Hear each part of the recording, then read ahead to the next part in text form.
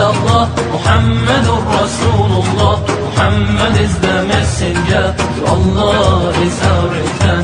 La ilaha illallah, Muhammadur Rasulullah. Which is a poem. ওটা একটা কাব্যের নাই, কবিতার মতো, কবিতার ছন্দে গদ্য। A code of life and a code of laws, আইন এবং জীবনের ধারা বা সংহতি। A book of common prayer, সাধারণ তেলাওয়াতের বই। And also that is my Bible. আমি দেখলাম কোরআনের মধ্যে আমার বাইবেলটাও লুকিয়ে আছে। বলেন না সুবহানাল্লাহ। All in one, and is reverenced by a large section of human race as miracle of purity, as miracle of partly, as miracle of style, as miracle of wisdom, and as miracle of truth. ওর মধ্যে আছে miracle of purity, খাঁটির অলৌকিকতা, জ্ঞানের অলৌকিকতা, ওর মধ্যে আছে স্টাইলের অলৌকিকতা। All miracles committed by one man, Prophet Muhammad. এগুলো মুহাম্মাদের দ্বারাই এসেছে। বলুন সুবহানাল্লাহ। সে তো বললো না মুহাম্মাদের বাণী, সে তো বললো না মুহাম্মাদের কথা। কেন? যখন সে লিখছে which is a poem, তখন এই জনগণকে খুশি করার জন্য নয়। পোয়েম মানে কবিতা।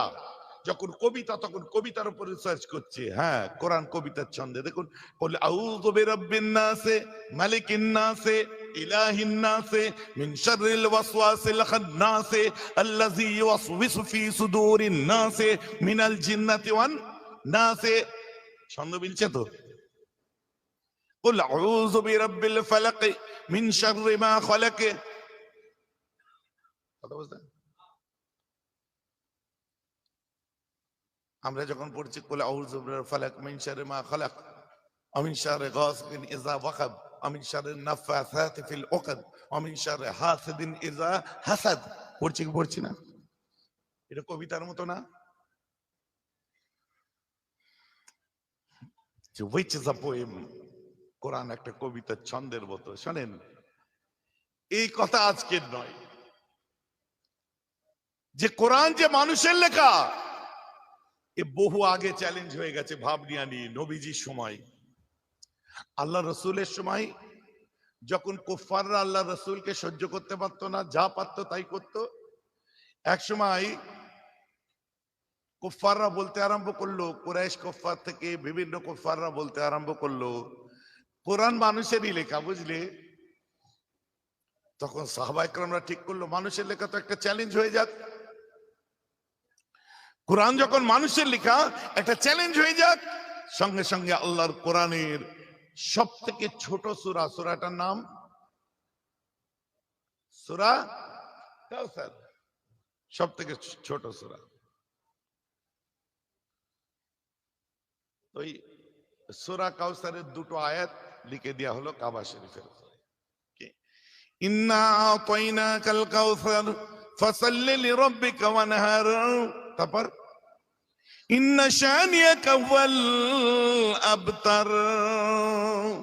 এই ইন্না শানিয়াকা ওয়াল আবতার লিখলো না, দুটো লাইন লিখে দিল, ইন্না আতাইনাকাল কাউসার ফাসাল্লি লিরাব্বিকা ওয়ানহার।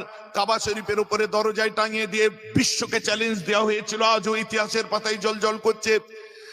আমি সেই রেসপেক্টেড আইপিএস কে বলবো, প্লিজ আপনি এই ইতিহাসটা একটু পড়ে দেখুন, আপনার ভুল ভেঙে যাবে। আজ যদি বলছেন ওটা মানুষের লেখা, মুহাম্মাদের বাণী, খোদার নয়, যে বলছেন ঠিক একই কথা বলেছিল কুফাররা, কি ওটা মুহাম্মাদের বাণী, খোদার নয়। ওই সময় সাহাবায়ে কেরামরা কি করেছিলেন?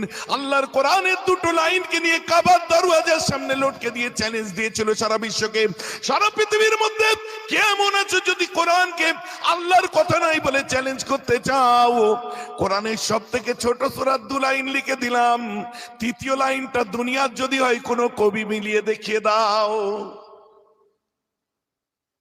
কি হলো?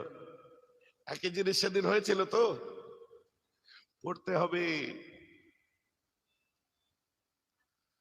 তাই আমি আপনাদেরকে বলি, যে কোনো বিষয় নিয়ে ইসলামকে চ্যালেঞ্জ করবেন, কে চুপ থাকবে না থাকবে জানি না। একটা ইন্টেলিজেন্ট স্কলার স্টুডেন্ট আছে কিছু, তারা ঠিক খুঁজে খুঁজে গবেষণা করে বার করে ফেলবে। এরকম আমরা বার করে ফেলেছি। আমি যদি স্কলার নয়, ইন্টেলিজেন্ট নয়, তারপরেও একটু একটু বার করে ফেলেছি। এই যে বললো ওটা খোদার কথা নাই, মুহাম্মাদের কথা, ওই দেখুন ওই সময়ও নবীর জমানাতেও বলেছিল এটা খোদার কথা নয়, মুহাম্মাদের কথা। মিলছে তো কথা? চলুন আমরাও আজ চ্যালেঞ্জ দিচ্ছি, আল্লাহর কোরআন যারা জীবনে পড়েননি, আমরা দুটো লাইন লিখে দেবো। যদি খোদার কোরআন মানুষের লেখা হয়, তৃতীয় লাইনটা বাপের বেটা তুমি লিখে দাও। পারবে না? Quite impossible. চ্যালেঞ্জ দেওয়া হলো, একদিন ঝুলে আছে। ও কাবার সামনে তখন মেলা বসতো, মানে অনেক বড় বাজার বসতো। তো ওটা লোটকে দিয়ে বললো, কে আছো কে আছো। কেউ যখন পারলো না, নাম করা কবি, ইসলামের ইতিহাস নিয়ে যারা পড়েছেন বা যারা পিএইচডি করছেন, থিসিস করছেন, জিজ্ঞাসা করুন, বিখ্যাত কবি ছিল, নাম হলো লাবিদ। এই লাবিদ কে? কবি লাবিদ বিখ্যাত। আর আল্লাহ রাসূলের কাছে একজন থাকতেন, হাসান বিন সাবিত, দারুণ কবিতা লিখতেন। তো বিখ্যাত কবি লাবিদকে সেখানে নিয়ে আসা হলো। এসে বললো, এই দেখো চ্যালেঞ্জ দিয়েছে, কোরআনের দুটো লাইন আছে, তৃতীয় লাইনটা লিখে তুমি প্রমাণ করে দাও তো ওটা মোহাম্মদের কথা, খোদার নয়। ও তৃতীয় লাইনটা লিখে দিল। সবাই ওকে কোলে নিয়ে নাচছে, হই হই করে। এ দেখো, লাবিদ প্রমাণ করে দিয়েছে কোরআন মোহাম্মদের কথা। লাবিদ প্রমাণ করে দিয়েছে কোরআন মানুষের লেখা, এটা আল্লাহর কালাম নয়, এটা কোনো ঐশী গ্রন্থ নয়, এটা কোনো আসমানি কিতাব নয়। লাবিদ প্রমাণ করেছে। সব নাচতে আরম্ভ করলো। কিন্তু যে লিখেছে তৃতীয় লাইন, তার মনে সুখ নেই, লাবিদের মনে সুখ নেই। চলুন আমরা সেলিব্রেট করি, আজ আপনি প্রমাণ করেছেন কোরআন মানুষের কথা, খোদার নয়, মিথ্যা সাব্যস্ত হয়েছে কোরআন। বলছে, কিছু মনে করিস নি, আমার মনে সুখ নেই। বলে কি? বলছে, আমি তৃতীয় লাইনের ছন্দ মিলিয়েছি, কিন্তু ওর অর্থটা তোরা বুঝতে পারিসনি। কি? ইন্না আতাইনাকাল কাউসার ফাসাল্লি লিরাব্বিকা ওয়ানহার লাইসা হাযা মিন কালামিল বাশার। রা বাশার, ওয়ানহার, কাউসার, ছন্দ মিলে গেছে। ইন্না আতাইনাকাল কাউসার ওয়ানহার লাইসা মিন কালামিল বাশার, সব রা রা রা মিলিয়ে দিয়েছে। বলছি, এর অর্থ কি জানিস? লাইসা মানে না না, হাযা মানে এটা, মিন কালামিল বাশার, কোন বাশার বা মানুষের কথা হতে পারে না। বলুন না সুবহানাল্লাহ। কোথায় আছেন আইপিএস সাহেব? রিসার্চ করুন ভালো করে, গবেষণা করুন। আর এসব রাস্তা দিয়ে আমরা অনেক আগে হেঁটে নিয়েছি, আজ আপনার কাছে নতুন লাগতে পারে।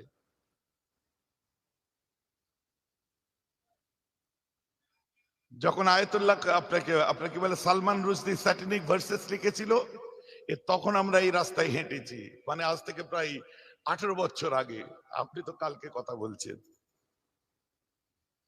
যখন ওই শয়তান মেয়ে পাকামো করছিল, এই যে বাংলাদেশের, হাতে লম্বা আপনার বেনসন এন্ড হাজার সিগারেট, বা হাতে মদের বোতল, 5টা পুরুষ সঙ্গে নিয়ে ঘুরছে।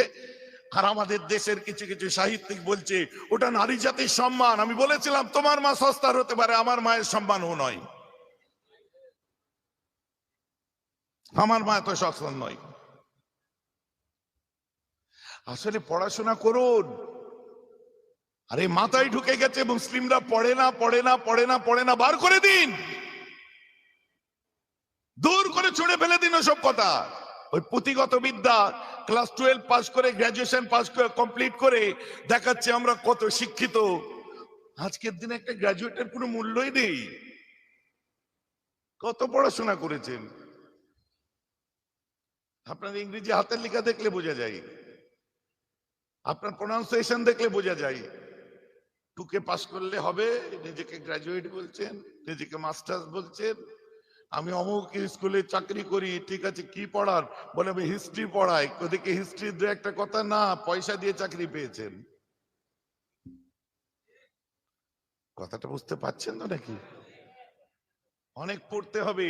আর যদি না পারেন, আসুন কিছু শিখুন। আমাদের মতো স্কলার যারা আছে, আমাদের মতো মানে কম বিদ্যার যারা আছে, তাদের মধ্যে স্কলার আছে, তাদের কাছে কিছু শিখুন।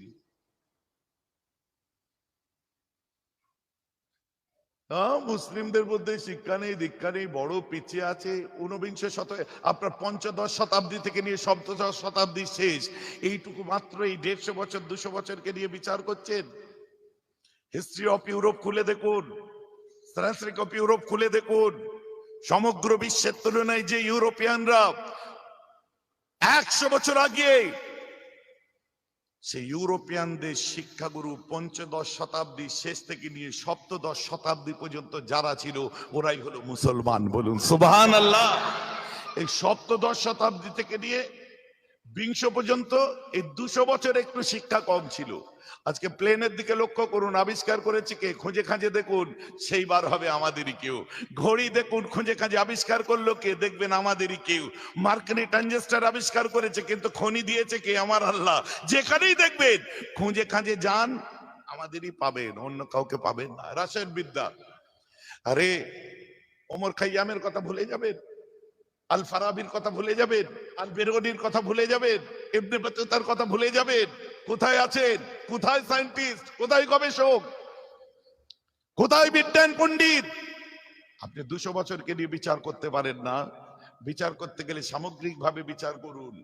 বর্তমান যুগসন্ধিক করে সকালবেলার চায়ের কাপে চুমুক দিয়ে খবরের কাগজ নিয়ে আমরা বসছি। বসার পরে দেখছি যে না, আবার আমাদের পড়াশোনা করতে হবে। খবরের কাগজে চায়ে চুমুক দিয়ে প্রথমেই দেখলাম কি, ইমরানার শ্বশুর ইমরানাকে ধর্ষণ করেছে পেপারের ফার্স্ট পেজে। না, এটা ফ্যাক্ট। আপনি এটাও যেমন ফ্যাক্ট, উল্টো দিকে দেখুন, উইপ্রো থেকে গোল্ড মেডেল প্রথম যে ছেলেটা পেয়েছিল মহিদুল ইসলাম, তার লাশ পর্যন্ত আজও খুঁজে পাওয়া গেল না। কি হলো? ওটা ফ্যাক্ট নয়? পাকিস্তানের কোচ মরে গেল, তার পিছনে হাত আছে কার? বাবুল মার মরে গেল যখন, বলছে ওর পিছনে দাউদ ইব্রাহিমের হাত আছে। দাউদ ইব্রাহিম পন্থী আমরা নয়, কিন্তু দেখা গেল কার হাতে? দাউদ ইব্রাহিমের হাত নয়, আছে অন্যজনের হাত।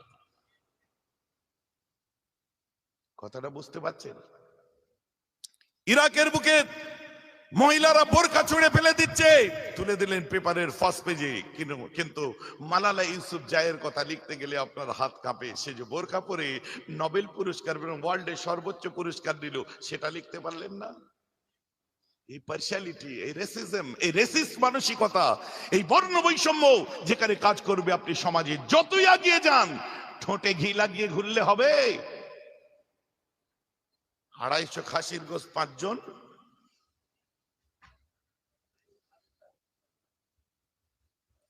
কথা বুঝতে পারছেন না? যোগ্য মানুষদের যোগ্য সম্মান দিন। এই ছোট করব বড় করব এই মানসিকতা দূর করে দিন। সবার ধর্মকে সবাই শ্রদ্ধা করুন। যেমন নাকি মুসলিমরা, খ্রিস্টানরা, বৌদ্ধরা সবাই মর্যাদা পুরুষোত্তম শ্রীরামকে শ্রদ্ধা করে, শুধু হিন্দুরা একা করে না। যেমন নাকি খ্রিস্টান, হিন্দু, বৌদ্ধ সবাই হযরত মুহাম্মদকে শ্রদ্ধা করে, কেবল মুসলিমরা একা করে না। আজকে আপনি বিকল্প, ব্যতিক্রমী, আপনি তাদের থেকে দূরে সরে যাচ্ছেন কেন? আমি মানতে পারি আর না পারি, ওটা আমার সৌভাগ্য না দুর্ভাগ্য, ওটা আল্লাহ বিচার করবেন। কিন্তু পৃথিবীর বুকে যারাই শ্রদ্ধেয় মানুষ আছে, আমার কোরআন বলছে তাদের শ্রদ্ধা করো, কারো খোদাকে গালাগাল দিও না। আল্লাহ রসুলকে সেই সময় সাহাবা বললেন, হুজুর খোদাকে কি গালাগাল দেওয়া যায়? বলছে না, তুমি যখন অন্যের খোদাকে গালাগাল দেবে, তখন তারা তোমার খোদাকে গালাগাল দেবে। অতএব তারা তোমার খোদাকে গালাগাল দেওয়ার জন্য তারা দায়ী নয়, তুমি গালাগাল দিয়েছো বলেই তারা দিয়েছে, দায়ী তুমি হবে। অতএব আমার ইসলাম শিখাচ্ছে লাকুম দীনুকুম ওয়ালিয়া দীন। আমার ইসলাম শিখাচ্ছে লা হারাজা ফিদ্দীন। আমার ইসলাম শিখাচ্ছে লা ইকরাহা ফিদ্দীন, লা ইকরাহা ফিদ্দীন। আমার কোরআন এগুলো শিক্ষা দিয়েছে, উদারতার শিক্ষা দিয়েছে, সম্প্রীতির শিক্ষা দিয়েছে, নৈতিকতার শিক্ষা দিয়েছে, প্রেমের শিক্ষা দিয়েছে, প্রীতির শিক্ষা দিয়েছে, মূল্যবোধের শিক্ষা দিয়েছে। আজকে সেই জায়গা থেকে ভুলে একটা কমিউনিটিকে শুধু চাপবো চাপবো চাপবো, কতদিন চাপবেন? তৃতীয় বিশ্বের কটাকে চাপতে পারছেন? 57টা কান্ট্রির কটাকে চেপেছেন? ভারত, পাকিস্তান, বাংলাদেশ, আর এই পিছিয়ে পড়া কিছু ইথিওপিয়া, নাইজেরিয়া, কেনিয়া আছে, এদেরকে চাপার চেষ্টা করছেন। কিন্তু তুরস্ককে চাপুন, পারবেন না। মিশরকে চাপুন, পারবেন না। বাহরিনকে চাপুন, পারবেন না। দুবাইকে চাপুন, পারবেন না। পারা তো দূরের কথা। যাকে জঙ্গি বললেন, আমরা অবশ্য তাকে জঙ্গি বলি, আমরা ভালো মানুষ বলি না। সেই জঙ্গিদের কোম্পানির ডাইরেক্টর, আপনার ইউএস এর প্রেসিডেন্টও যে কখন হয়ে গেছিল তাও কেউ জানে না। খোঁচা মারলে কিন্তু অনেক কিছু বার হয়ে যাবে। ওই জন্য ভদ্রভাবে থাকো, ভদ্রভাবে থাকবে।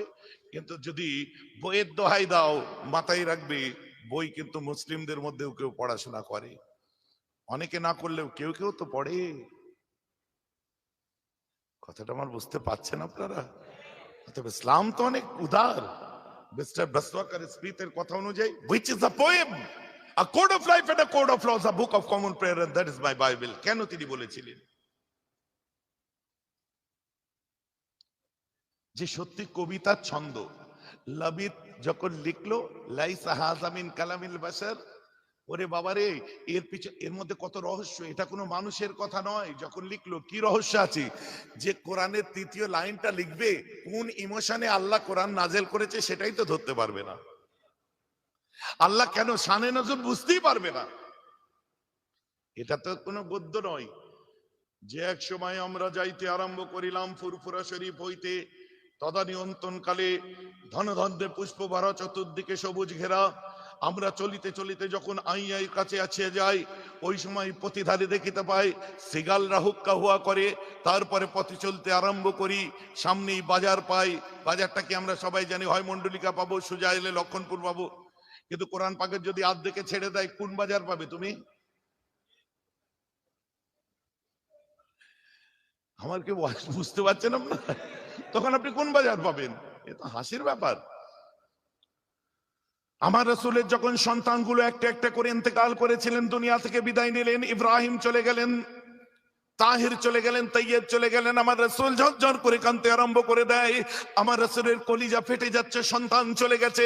আমার রাসূলকে উল্টো দিকে ওরা আমার রাসূলকে গালাগাল করতে আরম্ভ করে দেয়, মুহাম্মদ তুমি আটকুড়ে হয়েছো। আটকুড়ে বুঝুন, আটকুড়ে বুঝেন, জাস্ট ছেলে মরে যায়, মুহাম্মদ তোমাকে বাপ ডাক জীবনে শুনতে হবে না, তুমি আটকুড়ে হয়েছো। ওই সময় আমার রাসূল ঝরঝর করে কাঁদতে আরম্ভ করে। আমার আল্লাহ আমার হাবিবকে জিজ্ঞাসা করে, আমার হাবিব তুমি কি তোমার বাচ্চাদের থেকে কাউকে বেশি ভালোবাসো? আল্লাহ রাসূল বলেছিলেন, জি পরওয়ারদিগার, আমি আমার বাচ্চাদের থেকে অনেক বেশি আমি আমার উম্মত গুলোকে ভালোবাসি।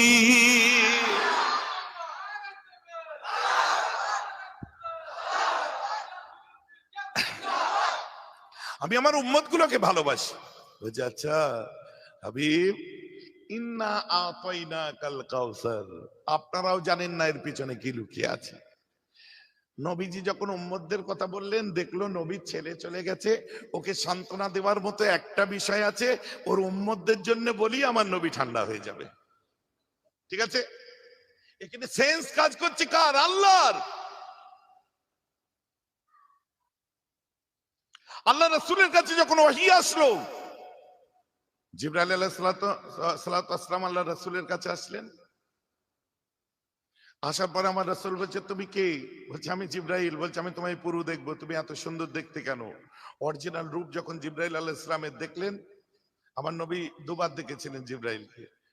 তারপরে কাঁপতে আরম্ভ করলেন, বাড়িতে এসে বললেন, জাম্মিলুনি জাম্মিলুনি, খাদিজা আমার চাপা দাও, আমার বড় কাঁপুনি আসছে, আমার ভেতরে একটা কেমন হচ্ছে।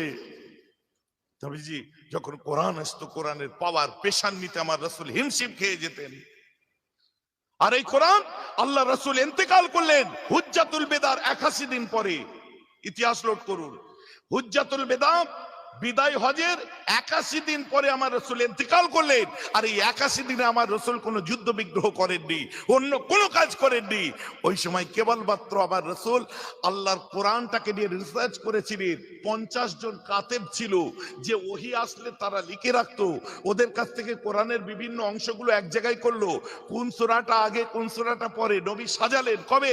এই ৮১ দিনের মধ্যে হচ্ছে এটা।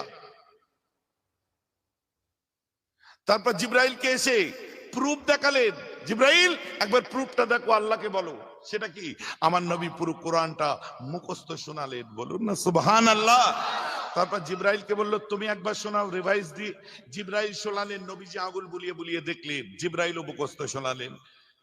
কনফার্ম? বলছে আরেকবার হোক। আবার নবীজি পুরো কোরআনটা মুখস্থ শোনালেন। জিবরাইলকে বলছে তুমি আরেকবার শোনাও। আবার শোনালেন। জিবরাইল বলছে আল্লাহ তো প্রথমেই লিখে দিয়েছে, যালিকাল কিতাবু লা রাইবা ফি। পৃথিবীর বুকে অনেক গ্রন্থ দেখাবো, সব গ্রন্থে সংযোজন হয়েছে, বিয়োজন হয়েছে, সংশোধন হয়েছে, কলম চালানো হয়েছে, কিন্তু বিশ্বের বুকে একমাত্র গ্রন্থ, একমাত্র ঐশী যারা বলছে ধর্মগ্রন্থ আমরা বলি, আমার আল্লাহর বাণী যেটা বলি, বলছে কিনা যালিকাল কিতাবু লা রাইবা ফি। দুনিয়ার মানুষ শোন, কোরআন পরে পড়বি, আগে আমি কি লিখছে দেখ, আলিফ লাম মিম আল্লাহু আ'লামু বিমুরাদিহি, এর মানে আল্লাহ জানে। তারপরে যালিকাল কিতাবু লা রাইবা ফি, that is most probably, that is exceptional testimony. No other book with us remind of 15th century with us for a text আমরা বলি 13 বলবো না, 1500 বছর। আল্লাহ বলছে আমি বিশ্বের বুকে বজ্র কণ্ঠে প্রথমেই বলি, যেটা তোরা পড়তে আরম্ভ করতিস এতে ভুল তো দূরের কথা, কোনো সন্দেহ বলতে নেই। কি আমি কোরআন পাকে প্রথমে আমরা কি পড়ি? আলিফ লাম মিম, তারপর এর মানে কি? যে আগে শপথ করে বস, আগে মাল পরে কিনবি, আগে মালটা কি বুঝে নে, আগে বই পড়ে পড়বি। আর অন্য গ্রন্থ খুলুন, শরৎচন্দ্রের খুলুন, বঙ্কিমচন্দ্রের খুলুন, রবি ঠাকুরের খুলুন, জসিমউদ্দিনের খুলুন, মাইকেল মধুসূদন দত্তের খুলুন, বাল গঙ্গাধর তিলকের বই খুলুন, যতই যা দেখবেন প্রত্যেকেই প্রথমে কি লেখে? প্রিয় পাঠক মন্ডলী, লেখনের মধ্যে ভুল ত্রুটি হলে ক্ষমা করিবে, পরবর্তী সংকলনে শুধরে দেওয়ার প্রয়াস রাখিলাম। লেখে না? কিন্তু কোরআন কি লিখছে? বান্দারা আমার কোরআনে যদি ভুল ত্রুটি হয় তোর আমি আল্লাহকে মাফ করে দিবি, আমি পরের কোরআনে শুধরে দেবো। ঠিক আছে? কি বলছে? সিনা টেনে বললেন পৃথিবীর কাছে আমি চ্যালেঞ্জ করে দিলাম, যালিকাল কিতাবু লা রাইবা ফি, এই সেই গ্রন্থ যাতে ভুল ত্রুটি তো দূরের কথা, আমি আল্লাহ বলছি এতে সন্দেহ বলতে নেই। মেনে নিয়েছে সবাই।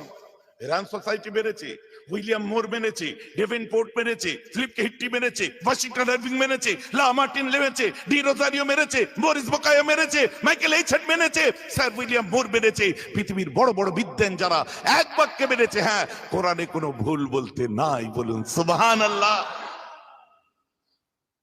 এখন আমি কারটা শুনবো? এই আইপিএস এরটা শুনবো না তাদেরটা শুনবো? আইপিএস এর কাছে আইন শুনবো, কনস্টিটিউশন শুনবো, তার কাছে অ্যাডমিনিস্ট্রেশন শুনবো, তার কাছে পুলিশিং শুনবো, তার কাছে কিভাবে পাবলিক সার্ভেন্টরা কিভাবে মানুষকে পরিষেবা দেয় সেগুলো শিখবো, সে কিভাবে স্ট্রাগল দিয়ে উঠে এসে আজকে আইপিএস হয়েছে তার স্ট্রাগলটা শুনবো, সে মোটিভেট করবে, আমরা মোটিভেট হব।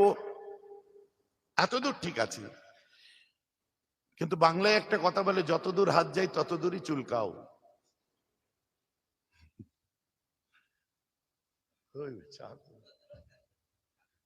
কাপড়ে ঢেল দিস না। হ্যাঁ ওয়াজ বুঝতে পারছেন? আমাদের কত সুন্দর গ্রন্থ আমার নবীজি আমাদের সামনে দিলেন, আর তার বদনাম করলে আমাদের খারাপ লাগবে না?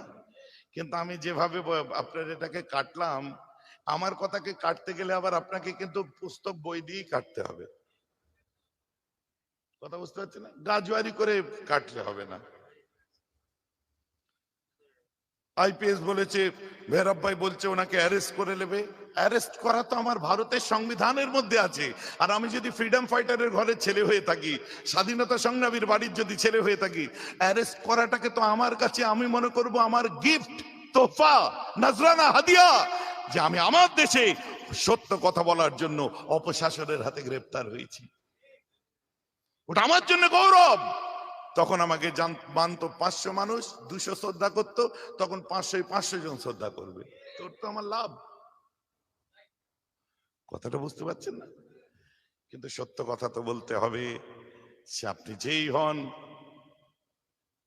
আপনি নেতা হন, লিডার হন, মন্ত্রী হন, আইএস হন, আইপিএস হন, ডব্লিউবিসিএস হন, ডিএসপি হন, এসপি হন, ডিএম হন, কালেক্টরেট হন, মাস্টার হন, প্রফেসর হন, সাধারণ মানুষ হন, চাষি হন, যাই হন, সত্যটা সঠিকটা সঠিক, আর অন্যায় বললে তো তার প্রতিবাদ হবেই।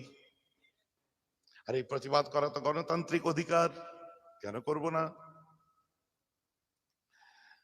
তবে একটা জিনিসটি আমি তার নাম নিচ্ছি না। কেন নাম নিচ্ছি না?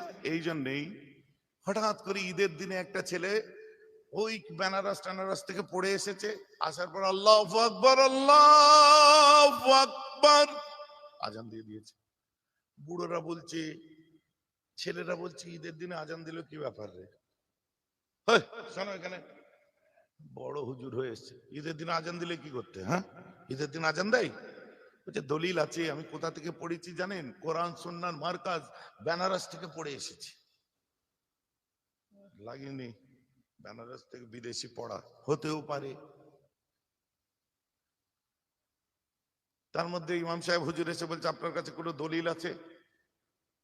দলিল আছে বই কি, অবশ্যই আছে, কিন্তু তুমি সাধারণ মানুষ দলিল বুঝবে, আলেম ওলামা আনো। ঠিক আছে, ফুরপুরা থেকে ভাইজানকে নিয়ে আসবো। আলেমুল আমাদেরকে নিয়ে আসবো, মুফতি নিয়ে আসবো।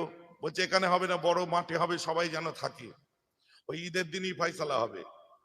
এবার আশপাশে 20টা ঈদগার মানুষ ওই ঈদগায় নামাজ পড়তে এসছে, 1000 করে হলে 20,000 মানুষ।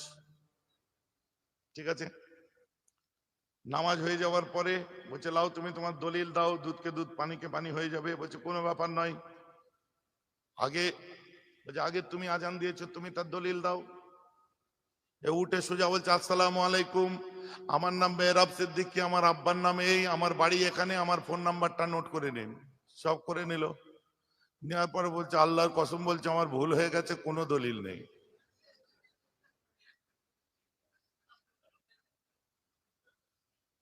নেমে চলে আসার পরে বলছে কেমন হলো? বলছে তোদের কেমন বানালাম বল। বলছে আমায় বানালি না, তুই বেনে গেলি। বলছে পাগল, এক আজানে আমায় 20,000 লোক চিনে নিয়েছে, তোরা কোথায় আছিস? বলছে আমার একটা আজানে আমায় 20,000 লোক চিনে নিয়েছে। কত মলি সাহেব হয়ে এসে পাড়ায়, তাদেরকে চেনেই না, দেখ ভালো করে। তো ঈদের দিনে আজান দেওয়া মতো হয়ে যাবে নাম বলে দিলে। আজ তসলিমাকে বাড়ালো কি? আমরাই। কথা বুঝতে পারছেন না? এসব অনেক রকম মানে মার্কেটিং পলিসি থাকে। বলছে কিছু না হোক গালের পান হয়ে থাকো, ভালোতেও থাকো মন্দতেও থাকো, চায়ের দোকানে তোমার নামও হোক বদনামও হোক, চর্চায় তুমি সব সময় থাকো, তাহলেই দেখবে তুমি লাইমলাইটে থাকবে।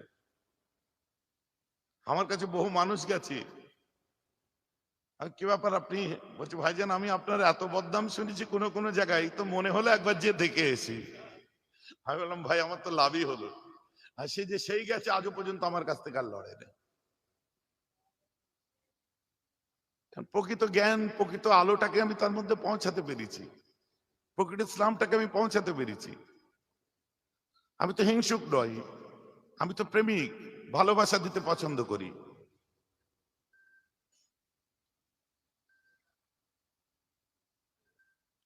আমার কথা বুঝতে পারছেন তো নাকি?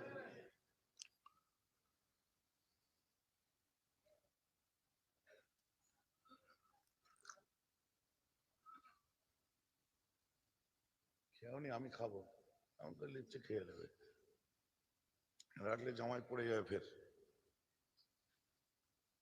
ভাইজান আমার কথা বোঝা যাচ্ছে? আসেন। মিস্টার মিস্টার র্যাচেল হার্ভার্ড ইউনিভার্সিটির একটা রিসার্চ স্কলার, তার একটা গল্প শোনাই। দীর্ঘদিন ধরে গবেষণা করতে করতে একসময় তিনি অসুস্থ হয়ে পড়লেন। আমেরিকার শিকাগোতে তাতে নিয়ে যাওয়া হলো হসপিটালে। আমেরিকার শিকাগোর একটা হসপিটালে নিয়ে যাওয়া হবে। টিস্যু নিয়ে এসো। হসপিটালে নিয়ে যেতে ডাক্তার চেক করছে ব্লাড প্রেশার, বলছে হাই। শোনেন, বুঝতে পারছেন? সবাই শুনবেন। ব্লাড প্রেশার বলছে হাই। কিডনি কেমন আছে? বলছে গুড। লাংস কেমন? বলছে গুড। কিরাম গুড? বলছে 2 দিন পরেই শেষ হয়ে যাবে, মানে যাওয়ার লাইনে গুড হয়ে আছে। লাংস দুর্বল, কিডনি দুর্বল, কলজে দুর্বল, পেটে গন্ডগোল, গ্যাস্ট্রেন্টোলজি প্রবলেম, প্যানক্রিয়াটাইটিস ভরপুর, সব গন্ডগোল, মানে বার্ধক্য জনিত যত রোগ সব তার শরীরের মধ্যে আছে। যখন হার্ট চেক আপ করবে বলে বুকে মেশিন অল্টার মনিটর ফিট করতে যাবে, ওই সময় হাত দিয়ে দেখে একটা শক্ত মতো কি, তখন জিজ্ঞেস করলো what is this, is it notebook? বুকে শক্ত মতো কি, ওটা কি নোটবুক? কোটের ভিতর দিকে বাদিকের পকেট থেকে ওই সময় বার করে বলছে no, this is holy Quran interpreted English. এটা হচ্ছে ইংরেজিতে অনুবাদ করা একটা কোরআন। বলছে আপনি মুসলিম? বলছে না আমি খ্রিস্টান। বলছে আপনার বুকে কেন? বলছে আমি কেন, আমেরিকার ওয়াশিংটনের নাসাতে যারা গবেষণা করে, বিভিন্ন টেকনিক্যাল আপনার গ্রাউন্ডে যারা গবেষণা করে, আপনার ফিজিক্স নিয়ে যারা গবেষণা করে, কেমিস্ট্রি নিয়ে যারা গবেষণা করে, লক্ষ্য করে দেখুন প্রত্যেকের কাছে একটা কোরআন আছে। এমনকি চাঁদে মানুষ যাচ্ছে, সেই নাসা, সেই অ্যাস্ট্রোনটস যারা, ওদের কাছেও কোরআন রাখা আছে। কারণ যেখানে সমস্যা তৈরি হয়, কোথাও সমাধান না পেরে এই কোরআন খুলে দেখি আমরা সমাধান পেয়ে যাই। বলুন সুবহানাল্লাহ। এটা আমার কথা নয়। কে বলছে? Mister Rachel Harvard. কি বলবেন তাকে? বোকা?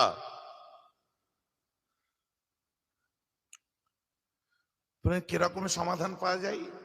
যখন Neil Armstrong, Aldrin, Michael Colin Apollo 11 নিয়ে ফিরলো, ফেরার পরে যখন বললো আপনি গ্রেড কাকে দেবেন, কেমন লাগলো? আপনাদের যাওয়ার পেছনে কার কার অবদান? বলছে সব থেকে বড় অবদান যদি থাকে তো দা হোলি কোরআনের আছে, কারণ 1500 বছর আগে প্রফেট মোহাম্মদ কি করে গেছিল ওটার উপর আমরা গবেষণা চালিয়েছি যে তার কথাটা সত্য। আর আমরা যখন চাঁদের দেশে যে নামলাম আমরা অবাক হয়ে যাই, চাঁদে গিয়ে একটা লম্বা দাগ দেখতে পাই। ওই দাগটা কিসের দাগ? হঠাৎ একটা শব্দ শুনতে পাই, শব্দটা কিসেরই বা শব্দ? যখন ফিরে এসে নিজ এলাকার শিকাগোর রাস্তায় আমরা প্রাত ভবনে ভোরবেলায় বার হয়েছি, হঠাৎ কানে একটা শব্দ এলো। আমরা বললাম ভাই এই শব্দ আমরা চাঁদে শুনেছিলাম। আমরা অনুসরণ করতে করতে যাই, যে দেখতে পাই ওই শব্দটা অন্য কিছু নয়, মুসলমানদের মসজিদ থেকে ফজরের নামাজের আজানের আওয়াজ আসছে। জোরে বলুন সুবহানাল্লাহ। হযরত মুহাম্মদ।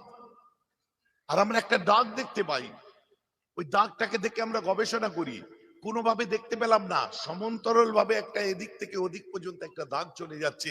ইন্টারন্যাশনাল স্পেস স্টেশনে এসে আমরা গবেষণা চালাই। এটা কোথায়? এটাও মহাশূন্যে, এটাও মহাশূন্যে ভাসছে। আমরা গবেষণা চালাই, যখন কিছুতেই কিছু পেলাম না তখন আমরা কোরআন দেখলাম। তারপর হযরত لا إله